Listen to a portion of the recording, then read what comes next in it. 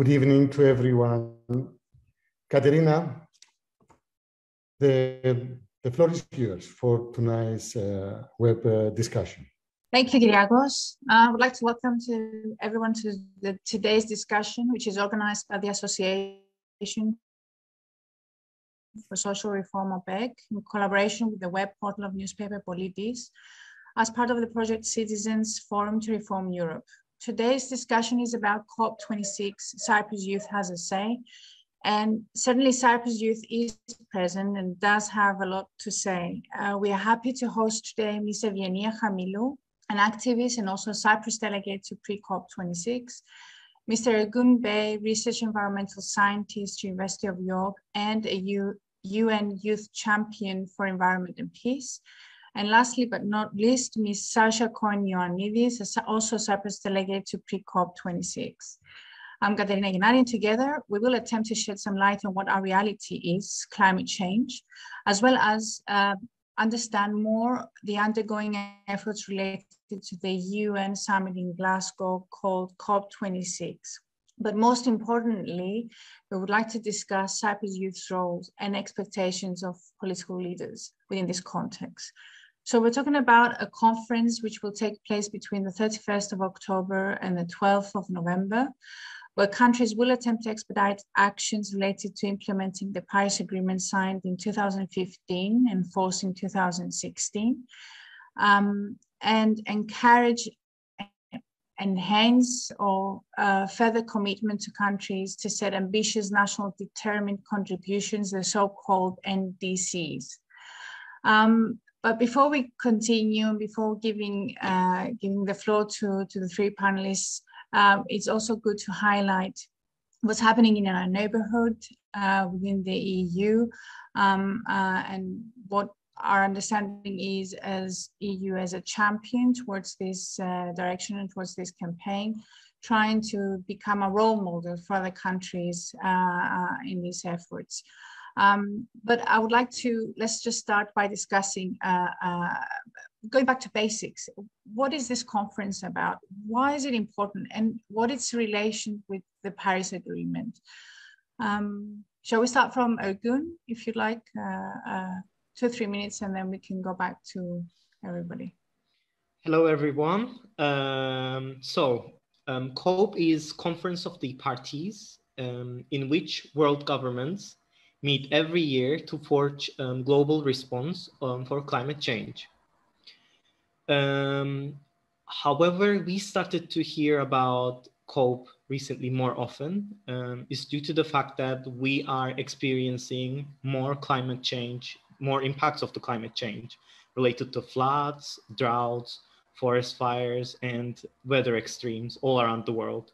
And also, the scientific evidence related to human-caused climate change is getting stronger.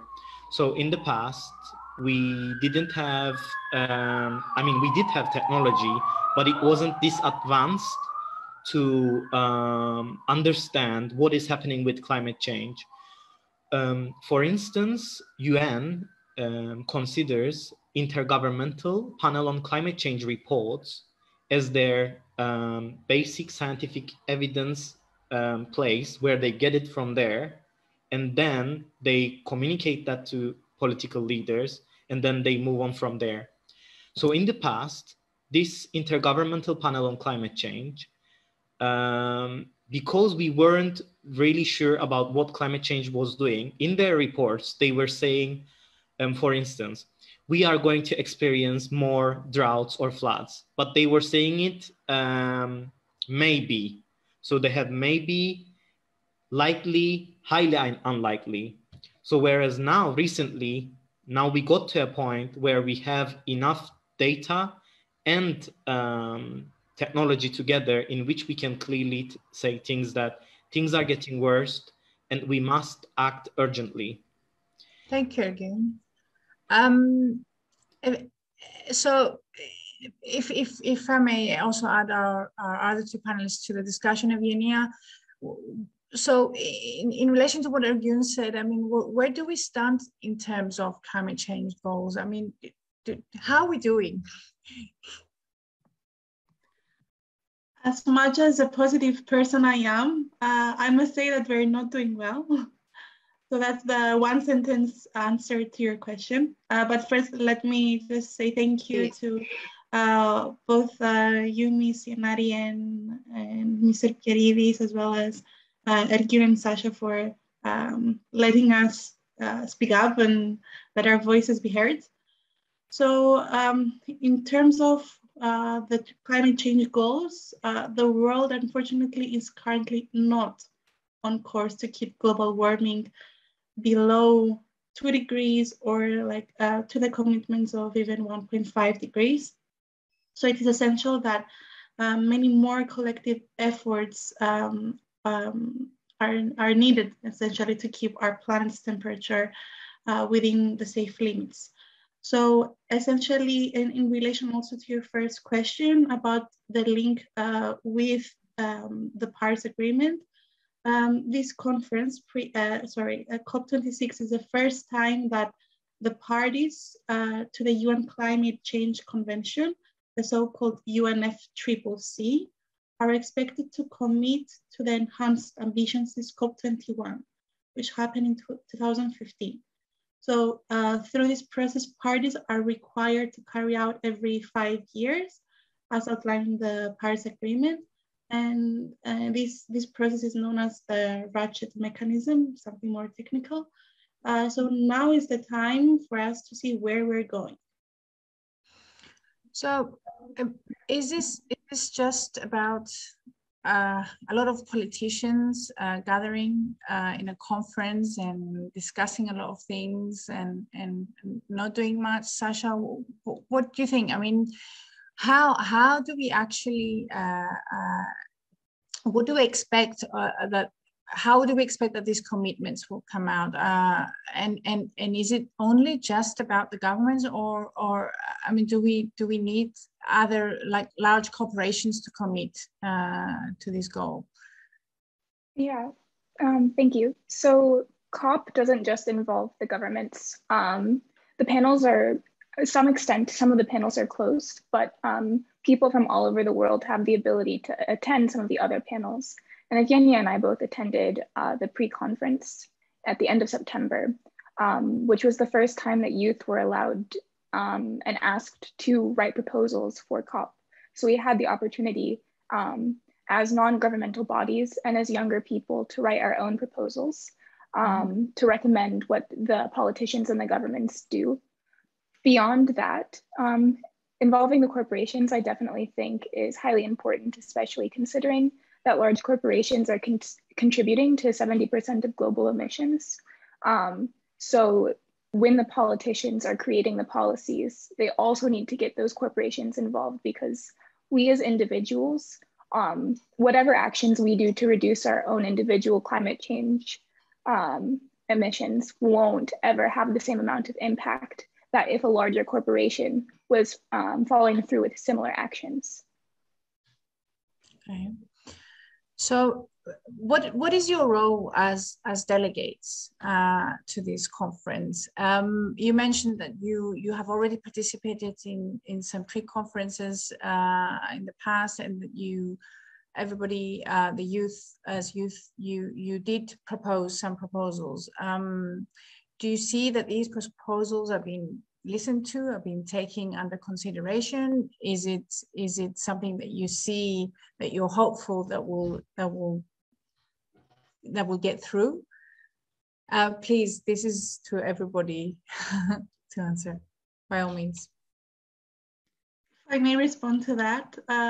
One of the innovations, let's say, in terms of youth involvement in climate change policy making was exactly pre-COP26 at the Youth for Climate Driving Ambition event, which took place in Milan at the end of September. So as Sasha explained, we had the opportunity to write down policy papers under the guidance of the UN Secretary General's advisory group from the youth. We worked in different working groups on the topics that are going to be included in the climate change agenda at COP26. and the policy documents that we drafted will be on the agenda. So I think that's a really good innovation. And it's something that nations should also adopt. Mm-hmm. Ergün, if we return a little bit about back to the goals of the Paris Agreement. Evgenia mentioned about the goal of keeping a certain temperature in place. What does this mean? Why do we need to do that? Why do we need to keep temperatures down? Why is it important? So the Paris Agreement was aiming to keep the global temperature rise at 2 degrees because, as I said, according to IPCC, Intergovernmental Panel on Climate Change, if we can keep the global temperature rise below 2 degrees, we will be able to lower the economic, ecologic, and the social impacts of climate change at minimum. And as a climate scientist, I would like to explain you another thing. So if we go above 2 degrees, the world will start to have different mechanisms. We call these positive feedback mechanisms. So after we got to a certain temperature, our planet is getting warmer from our emissions at the moment. But after some point, it will also warm itself. I would like to give you a simple example. Because our climate is warming now, so we have permafrost soils near to the Arctic region. In those regions, those soils have organic carbon in them. After some point, because of the warming, we will start to have decomposition from those, and we will have methane gas release from them. Methane gas is 25 times much dangerous than carbon dioxide. So imagine it's something that we will not do, will make the planet warmer. So that was the reason why IPCC suggested United Nations to have this goal and to keep the global temperature rise below 2 degrees. This is just one example. There will be other mechanisms I can give you if you want. Please. Okay. So for instance, as glaciers are melting, so glaciers are white, right? White reflect light. When glaciers melt, the surface ocean is blue, which is a darker color. As more glaciers melt, you have more blue surface, which will absorb the sunlight from the sun. So which will melt more ice because the sea will absorb the light because of its dark color. The sea temperature will go up and it will melt more ice, which will again increase the global atmospheric temperature. Right. And what is this rule book that everybody is talking about? Why does that matter? Why does it have to be in place? And why has it been so difficult to put it in place since the Paris Agreement? Sasha, or? Sorry, could you repeat? I was saying about the rule book. I was trying to, I think that we should also understand what is at stake here at the conference. So I understand that there is a rule book that needs to be adopted, and so it starts being implemented by the countries. And I'm trying to see what is included in this rule book and why is it important that governments adopt it. And then we can also discuss about the time frame, which setting the time frame goals, which apparently I understand has been a big discussion between different states and different countries. Yes. I guess regarding one of your questions, sort of why these policies haven't been implemented, as this is something that we were hearing a lot when we were developing our own proposals. Policymakers, they come from a different background than we do, but they're saying that systematically it's very difficult to go through such large changes so quickly, and that will negatively impact the economy and businesses. But we can look at it from the opposite perspective and also talk about the impact that climate change will have on the economy and businesses, and also the fact that we were able to transform so rapidly through the Industrial Revolution. Right. So I'm not sure how strongly I feel about those thoughts, but that's sort of the responses that we're hearing involving why these changes aren't being implemented.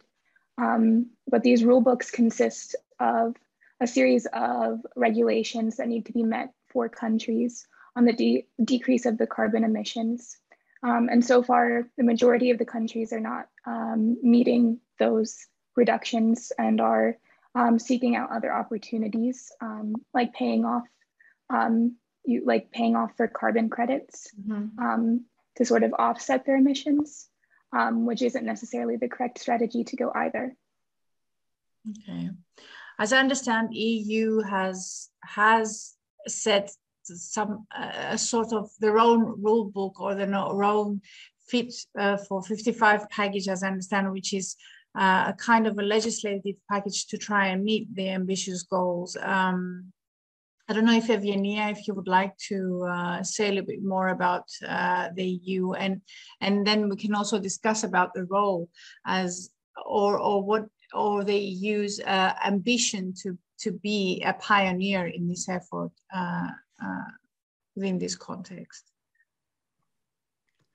Of course, the EU is one of the leaders in climate change action, and it has called on all parties to the Paris Agreement to come forward with ambitious national emissions reduction targets. And its role is really important also as one of the leading contributors to climate finance. And there's a continued commitment from the side of the EU, both inter-EU as well as in terms of its role internationally. For example, internally through the European Green Deal, it has set a really ambitious plan to make Europe the first carbon neutral region in the world.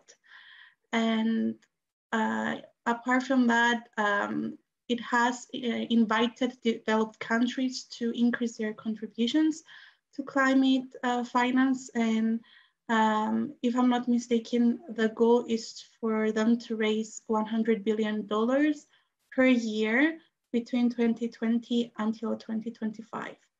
So here we have a really important role in terms of developed countries assisting developing nations.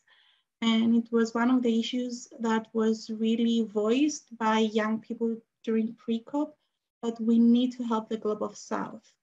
And even at COP26, we see that many delegations, not only young delegates, but also actual ministers from underdeveloped regions and nations, they have difficulties in accessing COP. And we see it every day, and we hear it every day from young people that we know from these nations. They face difficulties in terms of vaccination access, funding. Even the hotel accommodation is really expensive now in Glasgow.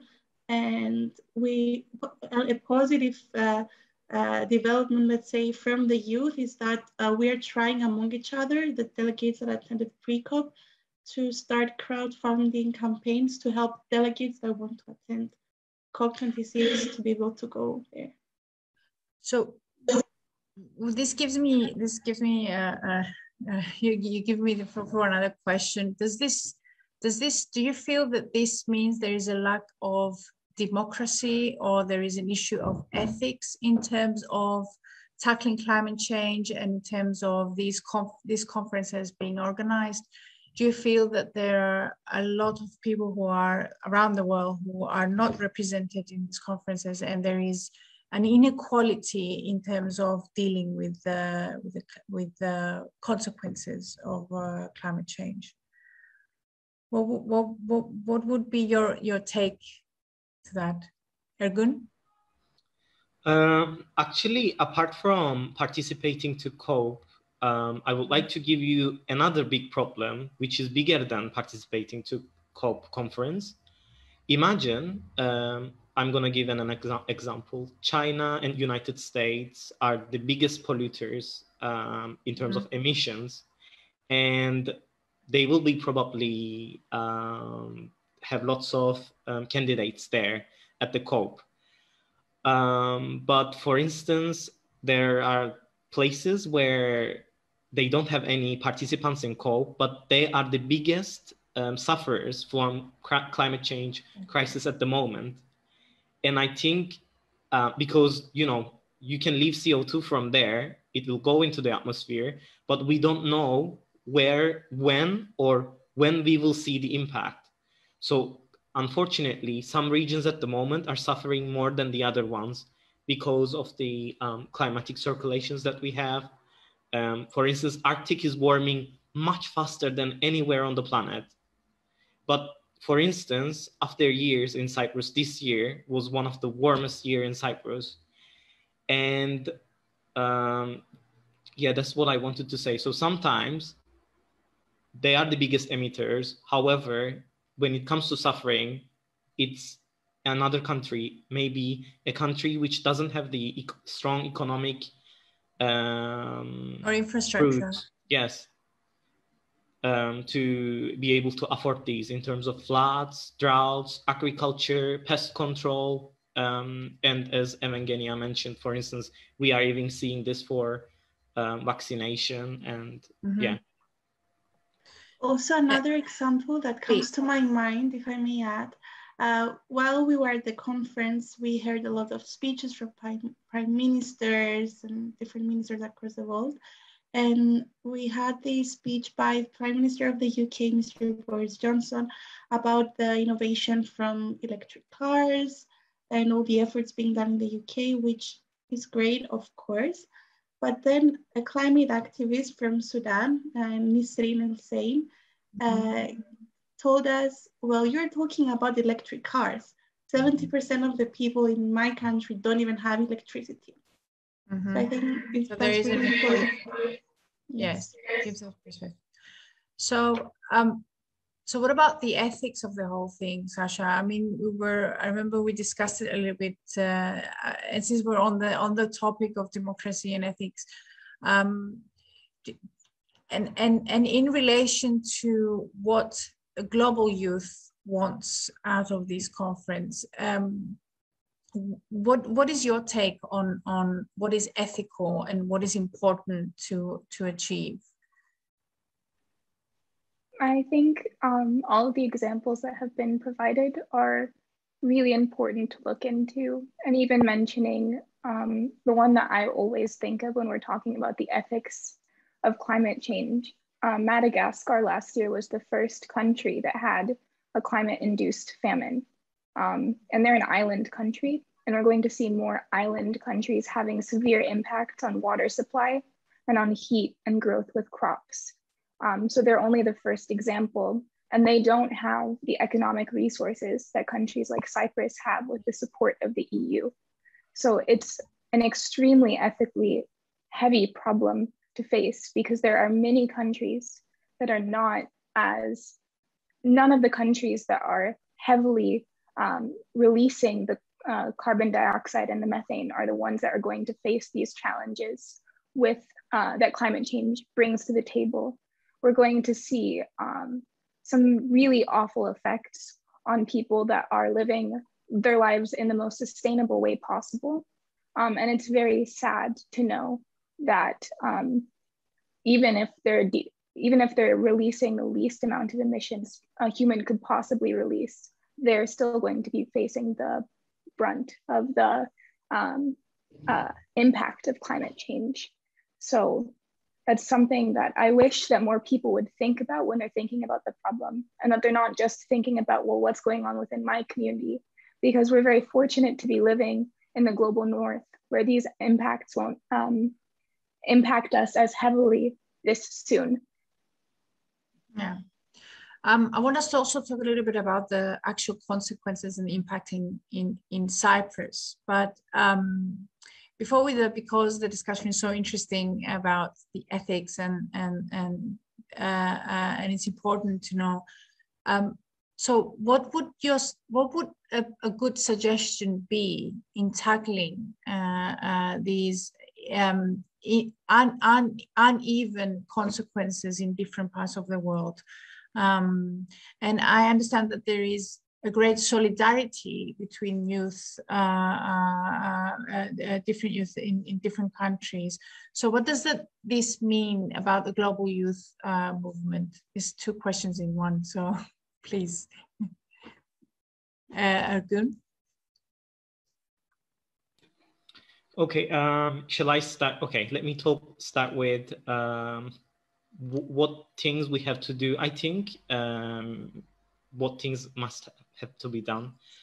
So unfortunately, IPCC reports published this year is telling us that we will not be able to keep the global temperature rise below 2 degrees. Even the Paris Agreement agreed with this. It's very unlikely that we are going to achieve this. However, of course, we have to still do our best to keep it as low as we can. What this means is that we have to start talking about adaptation strategies as well. So we have mitigation strategies where we have to lower down our carbon dioxide, methane emissions, but also we have to talk about adaptation strategies, which again will limit the ecologic, economic, and the social impacts of, for instance, 2.5 degrees temperature rise. And it's also important for stopping further carbon dioxide emissions. So what I'm talking about, for instance, in Cyprus, it's clear that we are going to experience very, very hot summer times, which means we have to start building our buildings such a way that it will need limited amount of energy. Because can you imagine, like maybe from May to August, we will have to turn on air conditions all the time. And can you calculate the cost of this, the environmental impact of this? We will not be able to go out. So we have to start thinking about, building buildings such a way that it will require low energy and at the same time, in a healthy environment. I would like to give you another example. Forest fires will happen more frequent. So we will have to be ready for big fires. But at the same time, I think we will have to start about planting different type of trees. What I mean, the pine trees in Cyprus, when they burn, they cannot regenerate themselves. They don't have this property. When they burn, they are burned. And if we don't plant something, that area can stay like that for 100 years. Unfortunately, because the germination season in Cyprus is very short, because it has to be humid and not cold, not warm. So this period is very short in Cyprus. That is why tree germination period is very low. So what I'm thinking about, for instance, as a scientist, there are canary pines in Cyprus that after they burn, they can open up again. And we will need this because we will need those forests to come back as soon as possible to absorb CO2 and to keep, again, this will lower the emissions. I hope you got my point. Yes. Because yes. Without doing it, if we keep that area empty, that means all the CO2 after burning that was released, there will be no plants or trees to absorb them back. And by only planting, it will take lots of effort to do it. So we have to start thinking differently to protect the economy, people, and the ecology. Yeah, thank you, Ergün. Speaking about Cyprus, since we're talking about the consequences and impact of climate change, what does this mean about the island as a whole? And of course, in understanding that the impact, obviously climate change does not stop at the green line. So what does this mean about the cooperation between two communities and about battling impacts on both sides of the Green Line? Evgenia, I see you nodding. Yes, I'm very glad this question was raised because it was the question I raised to Mr. Frans Timmermans during pre-COP. Frans Timmermans is leading the action for the climate action, essentially, on behalf of the EU at COP26. And I had a one-to-one conversation with him, and I told him, you are responsible for the European Green Deal. Well, I am from Cyprus. As you know, we're a divided island.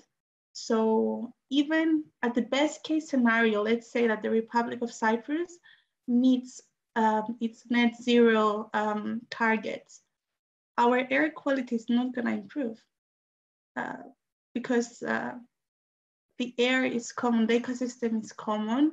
Our birds fly, they don't see a green line there, as you rightly said.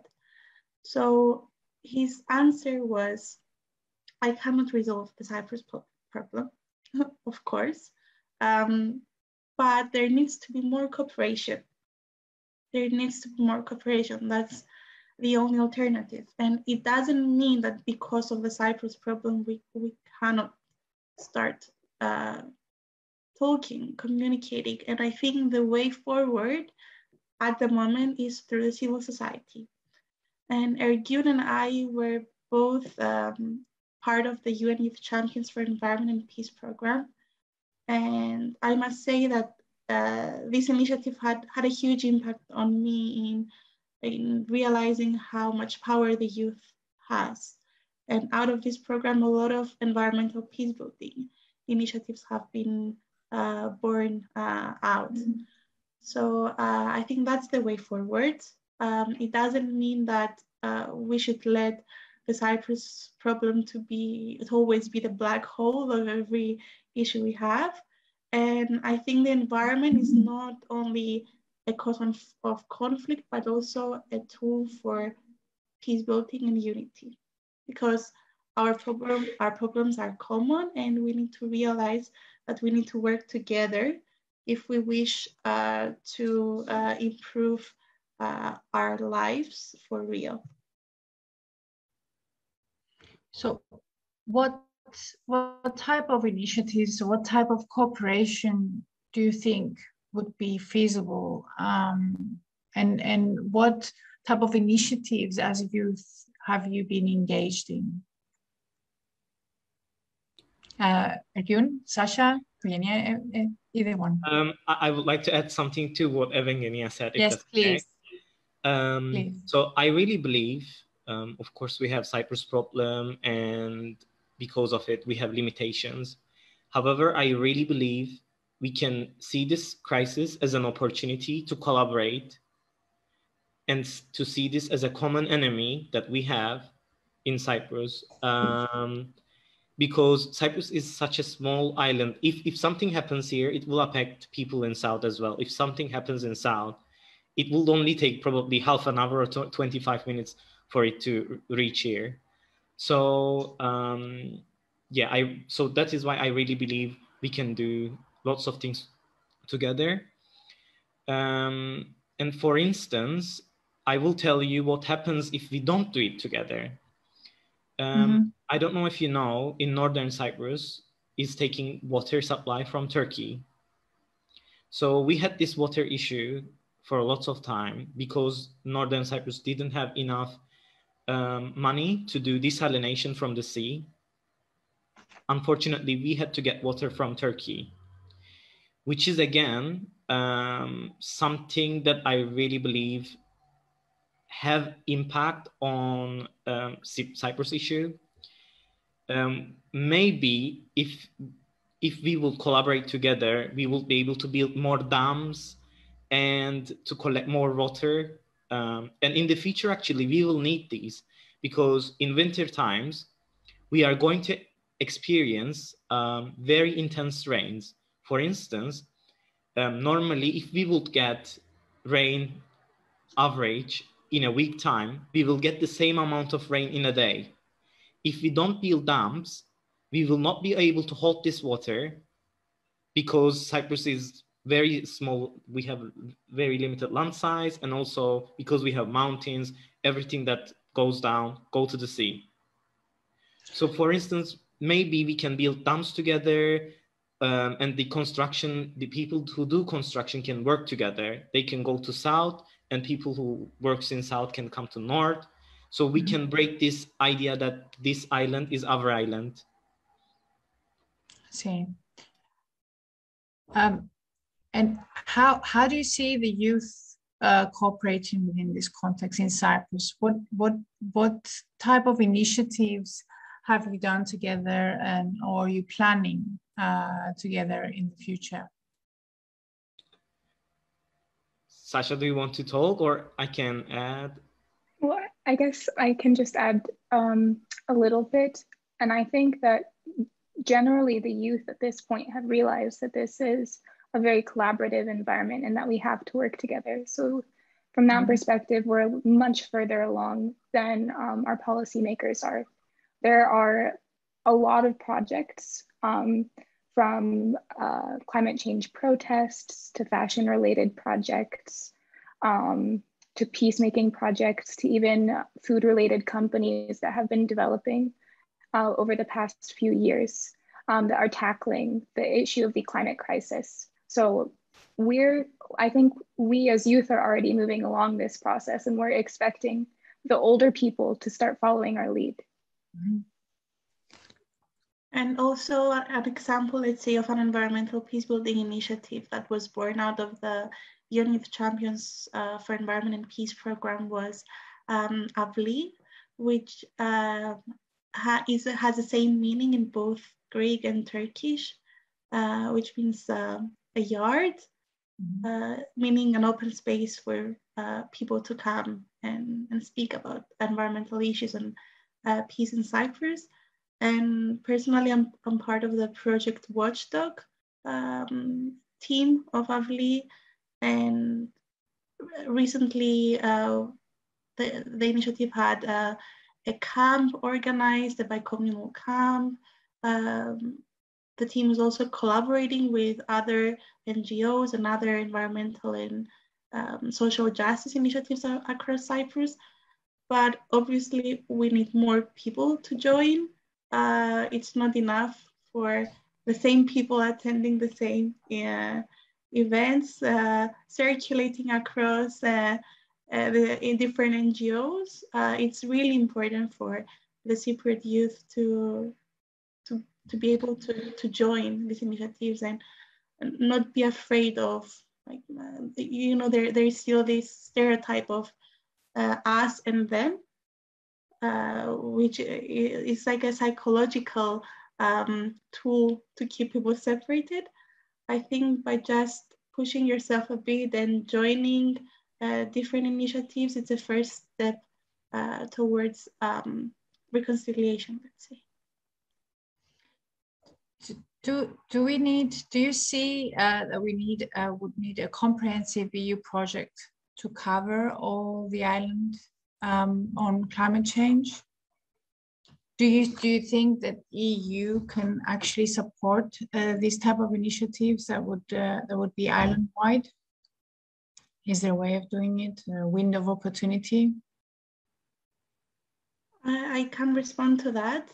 I believe so, yes, because the whole of Ireland at the end of the day is recognized as being a full EU member state. And there is no reason to exclude half of it. And if I'm not mistaken, there is a dedicated amount of funds being planned for the north. But I'm really hoping to see more effective participation. Obviously, that comes back to politics. It's inevitable. It's inevitable. Let's be realistic. It's not ideal, but I think there is a way to have the whole Cyprus on this. I would like to add something actually when we started to open about collaborating. So the sad thing is, I will give a sad example.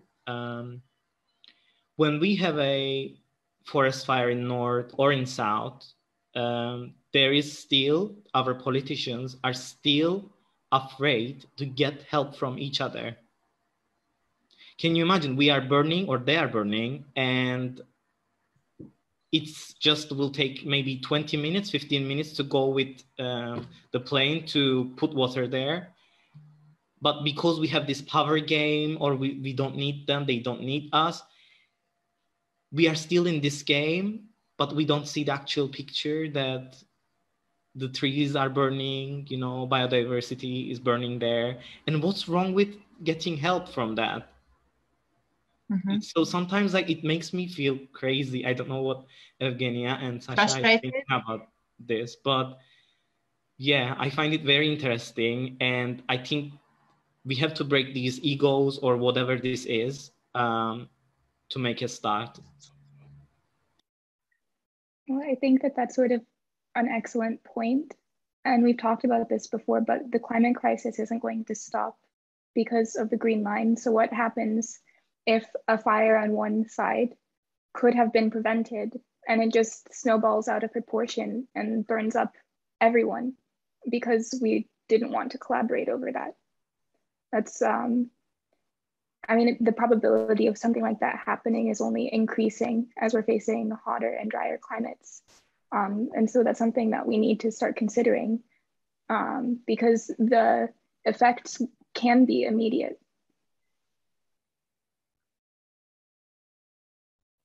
Oh, Sasha, you're muted.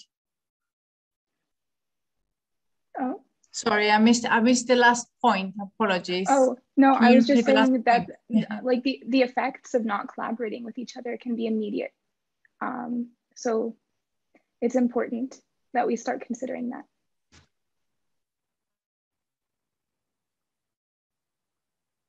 So do you think that the climate change could also, or the environment, working together on the environment could be a good basis for enhancing cooperation and maybe being hopeful about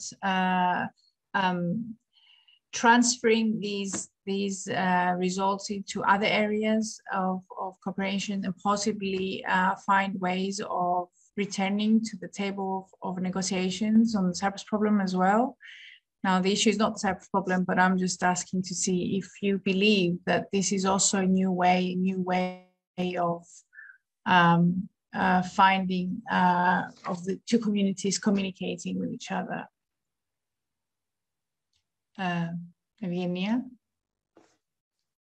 Yes, I believe that both for Cyprus and the globe more generally, the environment does provide an opportunity to enhance cooperation, but it depends on how we view it, right? It could be like natural resources, and not just in Cyprus, also often become a cause of conflict. So it really depends on how we, like on the perspective of it.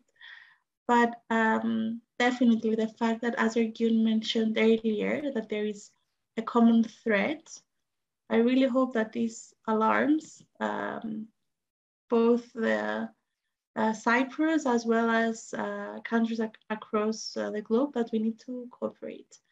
And we don't want, like at COP, we don't want nations to make new promises.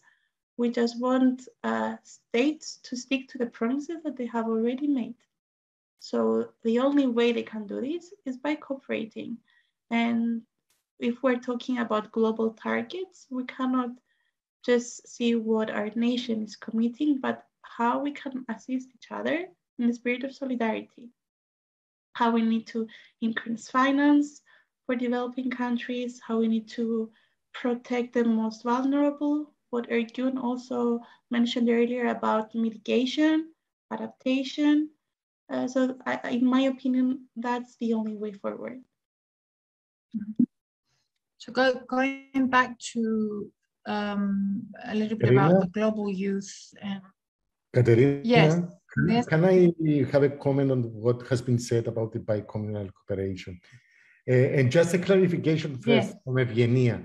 Evgenia, you said that you have discussed the issue with Timmermans, the Vice President of the European Commission. And he said that I cannot solve the Cyprus problem, but definitely you have to work together on climate change in the island. There are elements to put in place, I strongly believe, and our association strongly supports this idea that through EU, there are a lot of mechanisms and funding in order to bring the two communities closer on climate change. As a matter of fact, if we do not will to work together for the island as a whole, it's a clear proof that we are not interested for the island, we are not interested for unification again, okay? Secondly, if there is a big question mark, if the young generation does not raise its voice on this subject, there is no meaning actually to defend the need for an ethic stance global-wide, I mean, to support the South, the southern countries, the developing countries, if we do not prove here in Cyprus that we want to work together. And this is actually my question to you. On your level as youngsters, you are participating in several initiatives. You mentioned also that you have policy papers. Now is the time to present these ideas, whatever you have, to the policymakers. Speak to people of the United Nations, speak to people of the European Union. I'm definitely sure that Timmermans will welcome any specific proposal coming directly from the young generation. They are not, this is not just something to do with political elites or political leaders. This is something for your generation. And that's why we are encouraging you to do more what you have in mind, to put them publicly and speak loud on the need for cooperation. This is my comment on what I have heard till now. I think it couldn't have been summarized better. And there's different ways the youth can do it. I don't know if maybe young people listening might be interested, but there's different ways through activism, through protests that are happening. This issue can be raised.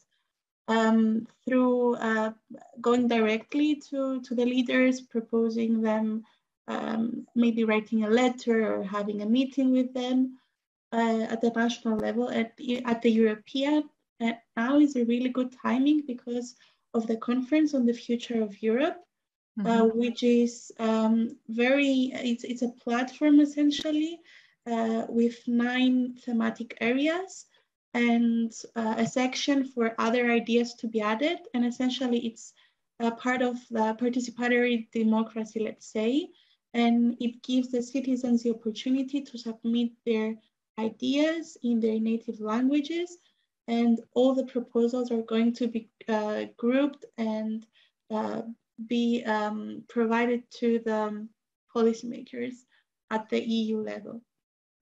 So there's definitely a way forward. And thank you, Mr. Keridis, for encouraging us and for letting us speak and hopefully inspire other people through this discussion.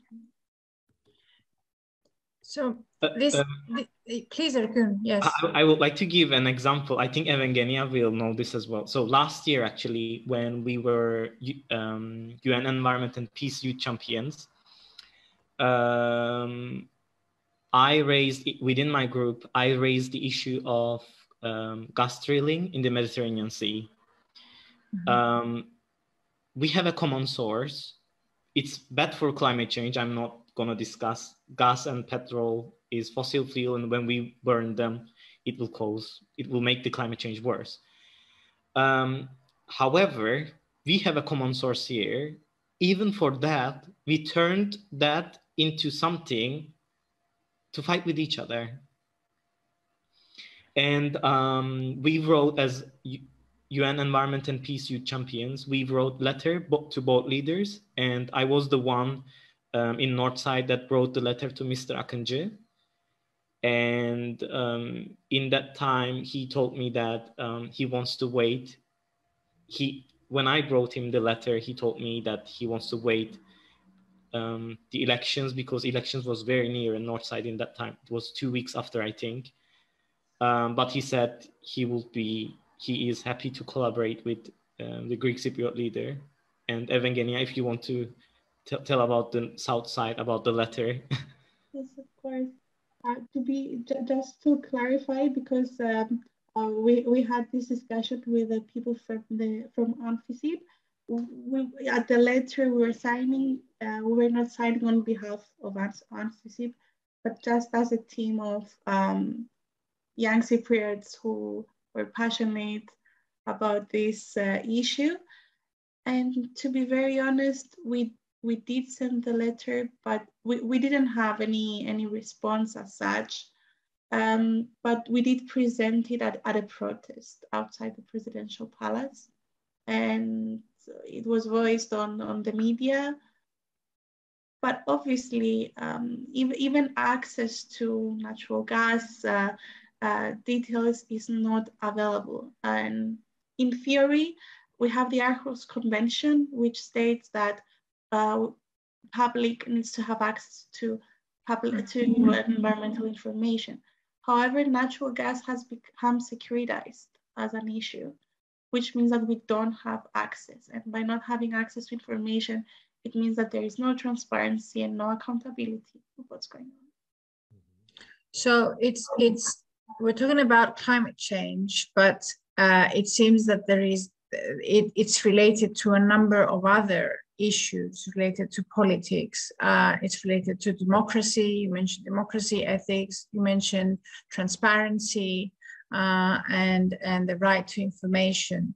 Do you think your peers, other people in Cyprus, your age or your age group, are well aware of this issue, are interested of these issues, or do you believe these are issues that are more or less a smaller group of people are interested in? Do you think there is a need for more awareness raising on this part? Maybe I can speak on this, because yes. I'm studying in Sweden right now, so I can sort of see a difference in the perception from youth. So Sweden, of course, I think has publicized itself as a very climate-oriented country. And I think that this has played a very big role in the perception of the climate crisis with youth. And it feels, from my understanding, that the youth here are much more educated on the matter and are much more passionate on the matter than a lot of the youth that I've spoken to in Cyprus. Although maybe I think in Cyprus, I mostly know people that care about the same things that I care about. So of course I've skewed myself a little bit by hanging out with people that are passionate about the same thing I am. Yeah. But I do think that there needs to be more education and more opportunities in Cyprus. And Evgenia and I spoke with the permanent secretary of the Ministry of Education while we were in Milan about how to implement more climate education at the secondary level, because this is when youth start to get disengaged with the topic. Mm-hmm. So this is also another field for cooperation between the two communities, how to educate people on environment. What is your take, Ergün? Yes. We have different history books for Cyprus issue. Maybe we can have something common for the environment. Environment, Yes. That was my thoughts. That's an excellent idea, because the climate change and the climate crisis is a clear, a clear subject which has nothing to do with the past. It has to do with the future. And it has to do with what we need is something tangible. And I'm talking more about what the young generation can do. We are of the generation who didn't have the chance to be so well educated as you are and have the experiences of seeing what is happening in Sweden. Sasha, Ergün, with your background, your professional background, as I understand, you're an environmental engineer. That's it. I'm a research scientist. Yes, and Evgenia, with your background and your active participation in international fora. What I'm saying that you can bypass what is called political impediments. Okay, from my point of view, it's just excuses or pretexts to avoid action. This is what we are experiencing here in Cyprus. And I cannot understand why a student in the university has no idea of what is happening in Karpaths Peninsula Natura area, and Turkish Cypriot, what's happening in Akamas, for example. And there is no rational sense of why we are not really engaged in common initiatives for climate change. In practice, there is a technical committee, as you know. There is a technical committee appointed by the leaders of the two communities. Whoever they are, they have appointed a technical committee. Exploit that. Go and meet them. Create what we say in Cyprus language, fasaria. Make noise. Make noise about that.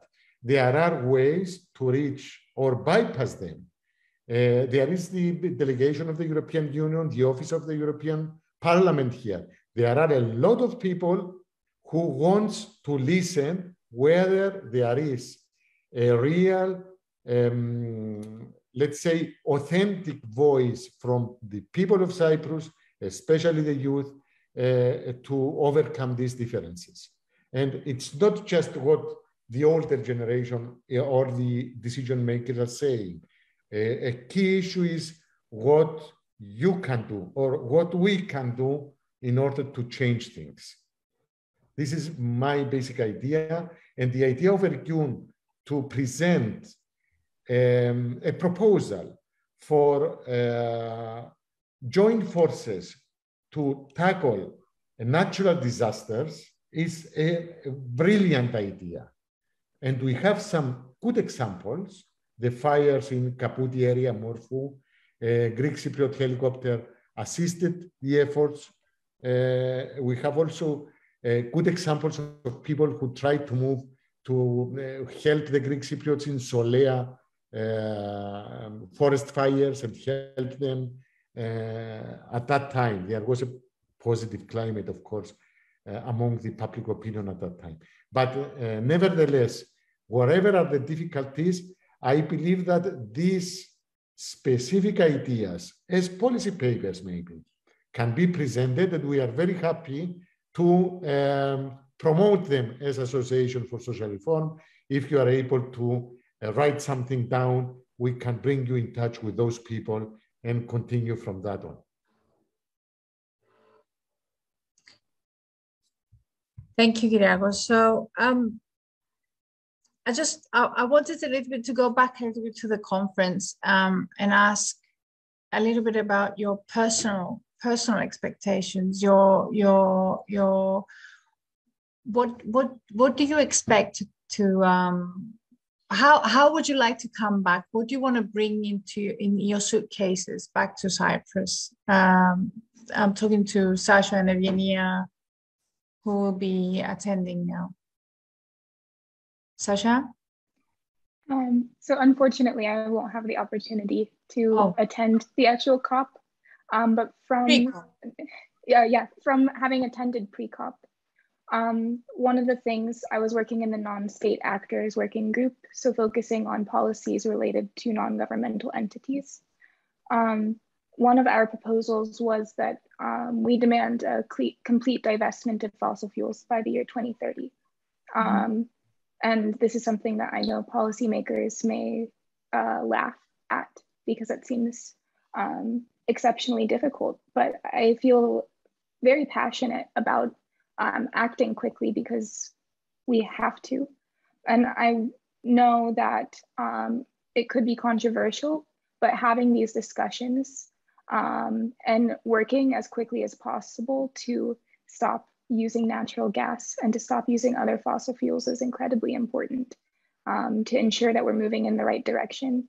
And I think this is probably one of the biggest steps that we have to take. So I would really love to see post pre-COP and post full COP that they start to take take more initiatives surrounding these fossil fuels and divesting from them as quickly as possible.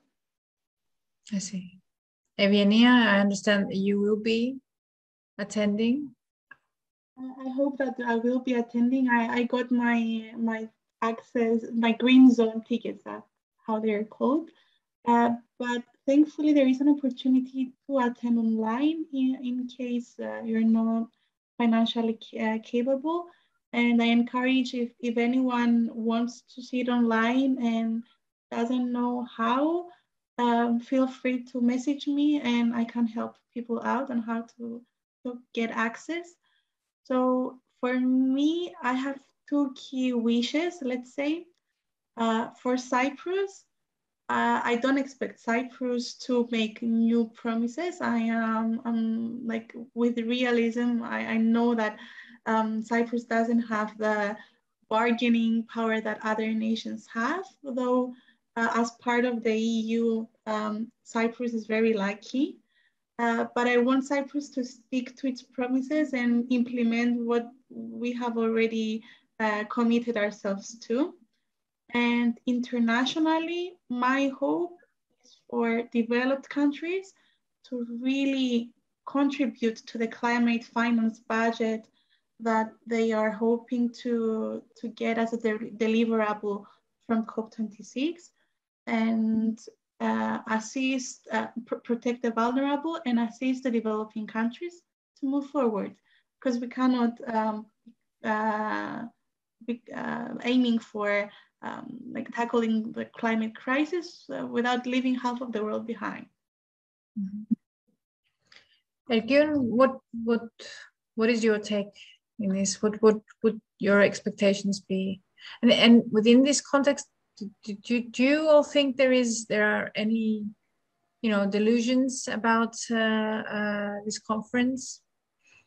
So I really believe this conference will be more exciting than the other ones. The reason is that, for instance, now we don't have President Trump, which is denial about the climate change. After the president elections in the United States, as you know, Biden was selected and he signed the Paris Climate Agreement. And he seemed like he is motivated to do something, open for collaboration. He is saying that he will do his best to support finance for the countries that is keen to switch from fossil fuels to renewables or to invest in energy efficiency. By the way, I would like to add something to what Evgenia said. I think Cyprus has a huge power for climate change. I will just give you an example and think about it. Turkey will be one of the 4th top countries which is investing in coal power plants. Coal is one of the worst polluters for climate crisis. And we cannot blame Turkey for this because Germany did the same thing. And as an emerging economies, they are doing the same thing. However, we need an urgent action for climate change. For instance, what we can do, maybe if we will find gas from Cyprus, which has lower emissions compared to coal, we can pump that gas to Turkey and we can help them to lower this emission, and maybe this will also help for the Cyprus problem.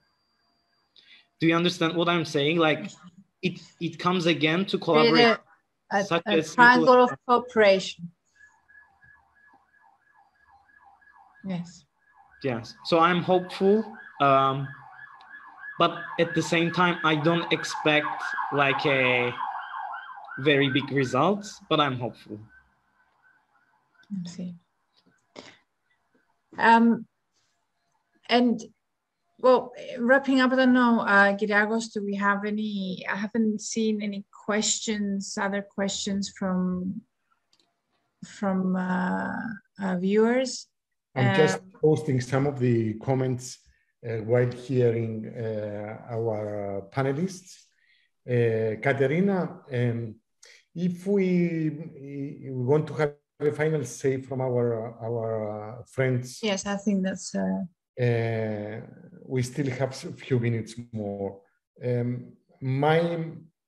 my mind, it's very, very important to listen to what they think is of utmost importance for Cyprus, something tangible.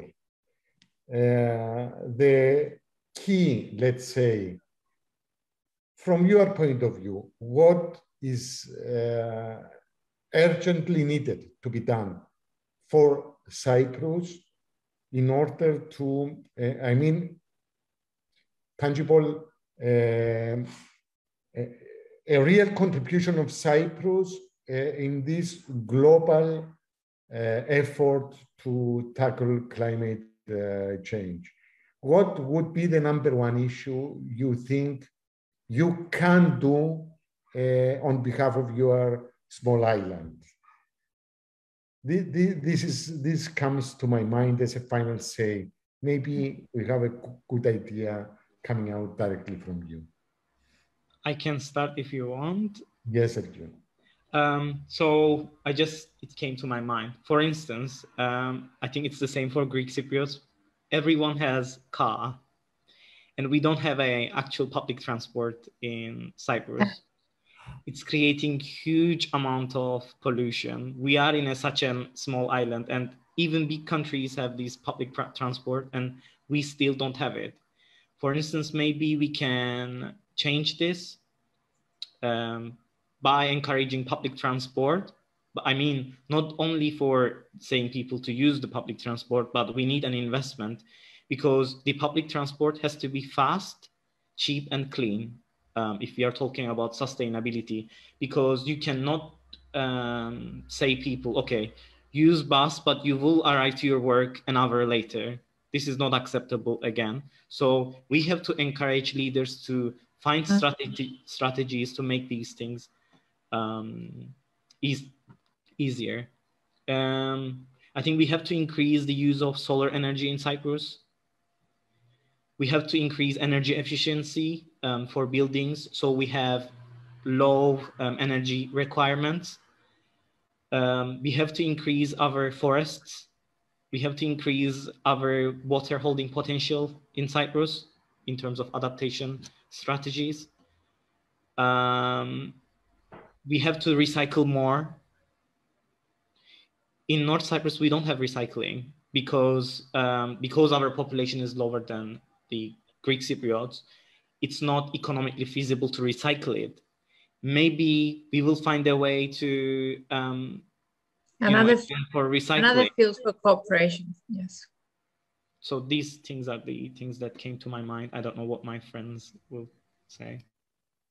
Mr. Politis, if I understood your question correctly, your question was relating more to what Cyprus can do in the international sphere as a small island. So I'm speaking my mind out loud now. Obviously, financially, it's very hard to significantly contribute, let's say, to climate finance to help developing countries. Politically, not to the extent of the UK, let's say, of France, the USA. And as always, I think our strongest tools are dialogue and diplomacy. So yeah, my opinion is that we should go for that. However, going back to the delusion point, something that really saddened me was when I heard that there won't be ministers or diplomats attending the negotiations at COP. There will just be from Cyprus. Yes, as far as I am aware, the President of the Republic, the spokesperson, and Mr. Paris will be attending the opening ceremony. But as far as I am aware, again, I might be wrong, there won't be any actual involvement of Cyprus in the negotiations. So if I were, let's say, the president of Cyprus now, or the minister of like the foreign affairs, I would definitely put more emphasis on climate diplomacy. And as you said previously, we need to take action locally first and then go globally. So we need to start from here. And we have seen great initiatives like the initiative to work on, like for Cyprus to take the initiative in the Eastern Mediterranean. Mm-hmm. However, we cannot just keep talking. We need to take real action here in order to increase our diplomatic power. Mm-hmm. Sasha? I think so far these are all very excellent points.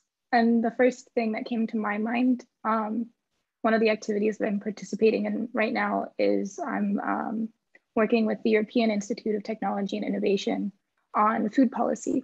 And Cyprus, both the north and the south parts are major exporters of agricultural products. And there are a lot of ways that we could improve the sustainability in the crops that we grow. And also living in Sweden, halloumi, I think Sweden is the second largest importer of halloumi, but it is one of the most climate heavy cheeses in Sweden. So that's something to consider as well. How do we decrease the emission of the food that we're producing? Because we know that people love our food, but we want to make sure that our food is being grown in the greenest way possible. So through agriculture 4.0, or the use of regenerative agriculture, stopping the use of monocrops, those sorts of strategies we can take, because those are the things that will have really big impact on the countries that we're working with. And I understand also another way would be also to meet the targets set as well for Cyprus as well. So I understand that if the 5-year time frame is agreed upon during this COP, then Cyprus will have a lot of work in its hands to try and meet these targets.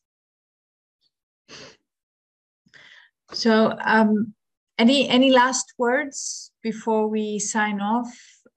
Hopeful words? Just the last word from me, Katerina. We thank all three of you, Evgenia, Ergün, Sasha, because you provide us with a unique opportunity to listen to you, to understand how you perceive this huge effort global-wise to combat the climate crisis.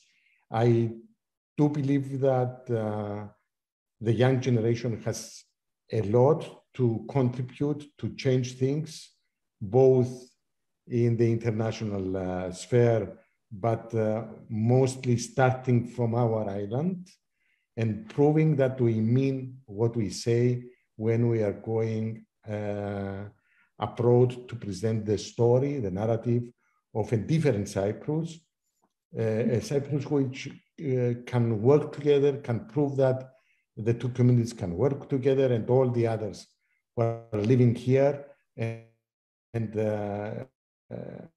show the road to others to follow on this important subject. And it is important and it's gaining the urgency we never thought some decades ago. All the planet is looking towards your generation to change things, because otherwise we will not have the chance for a better future. Okay, that's my message as OPEK. Thank you very much for your participation, and I hope that we have a strong representation there in COP26 and many, many other chances to listen to you bi-communally, monocommunally, whatever you like. We are open to host these kind of discussions. Evgenia? Thank you very much for having us and for giving us this space. And just for those listening, I would encourage you to go out to the streets. Why not? Message us. Let's write letters together. Let's do policy papers together. And that's the only way forward for now. And hopefully we'll achieve the change that we're so much aspiring for. Sasha? I just wanted to thank you for the opportunity to speak, and I'm excited to see more youth get involved with the fight against the climate crisis, more collaboration, and more following of policies. And Ergün? Thank you for inviting us. We had the chance to explain what we think, and I had the chance also to hear about what my friends are thinking. It was a great discussion, and I hope our listeners learned something and we added to their knowledge related to climate issue. Well, I want to thank everybody for your insights and great ideas about the way forward, particularly about the way forward in cooperating amongst each other and achieving the most important thing is, which is tackling climate change here in Cyprus as well. Thank you all for listening in. Good night, and keep in touch. Good night. Touch, guys. Thank you very much. Bye-bye.